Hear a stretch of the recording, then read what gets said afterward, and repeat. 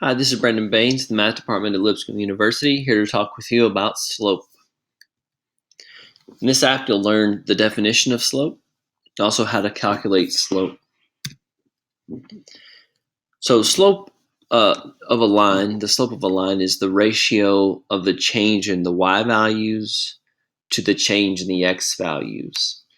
So you might remember in the last presentation, we saw that for every 1 unit change in x, we had a decrease of 3 units in our y value, and that corresponded to our slope being -3. We also took a look at changing the x values in increments of 2.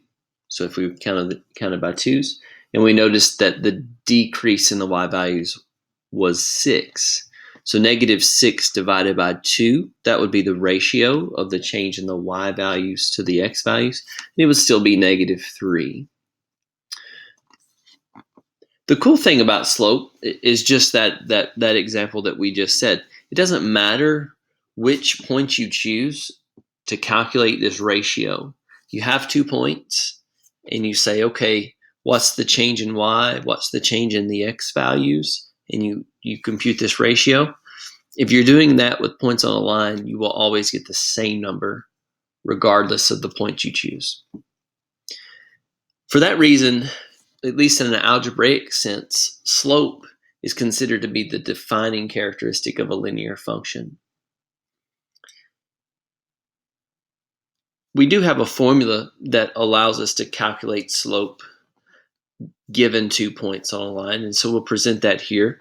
I find it best just to think about change in y over change in x, just as the definition states. But if we want to write a formula for that, we can. So given 2 points on a line, call the first point a comma b and call the second point c comma d. We can calculate the slope by computing the change in the y values over the change in the x values. And so algebraically, that would be d minus b divided by c minus a.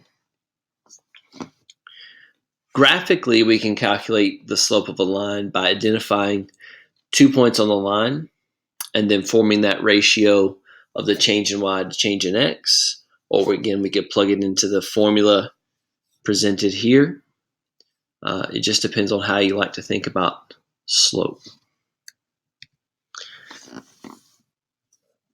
Let's consider the xy table for the function f of x equals 2/3 x plus 1. Now, we learned in app 2.1 that the slope of this line is 2/3, and we can actually recognize that because the equation of a line always has the slope as the coefficient for x. That's mx plus b. Suppose we wanted to just look at the xy table, though, and see if we can calculate it. One thing we could do is choose 2 ordered pairs that are on the xy table. For example, -6, -3, and 0, 1. We'll choose those 2 points as our points to calculate the slope. And we can just use the formula for calculating slope, and you see that presented here. 1 minus -3, that's the change in the y values, divided by 0 minus -6, that's the change in the x values. You get 4/6, which simplifies to be 2/3, which again agrees with what we said earlier, that the slope would be 2/3. If we were to think about this just in terms of change in y over change in x, then we could also get it from -3 to +1. That is an increase of 4. From -6 to 0, that is also an increase of 6. So if we compute the ratio, we would have it 4/6, just like the formula gave, and we can simplify that to 2/3. We can also look at the table here and again notice that every time the x value increases by 3, the y values are increasing by 2. And so that would also give us our slope of 2/3, a change of 2 units for y for every 3 unit change in x, and those are both increases.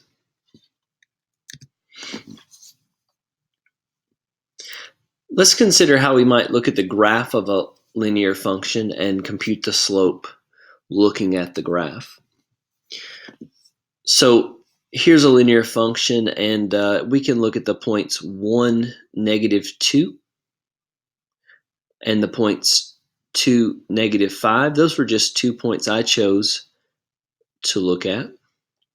1, -2, 2, -5. There are an infinite number of points in this line that we could choose, but I could kind of see those on this graph a little easier, so that's why I chose those. Okay, if we think about change in y over change in x, then we would see that from a y value of -2 to a y value of -5 is a decrease of 3 units for y.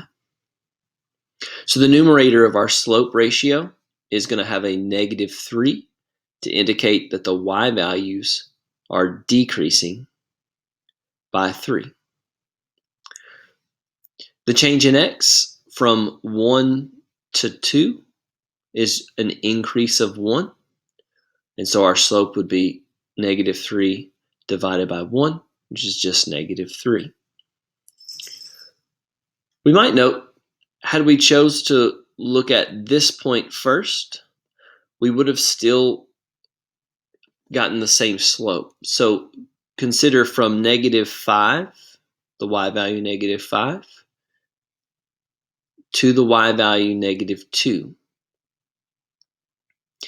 In this case, if we think about going from this point to this point, that is an increase in 3 units for our y value. However, to move from this point, 2, -5, to 1, -2, we're actually decreasing the value of x by 1. So that slope ratio would be a +3 divided by -1, which still comes out to be a slope ratio of -3.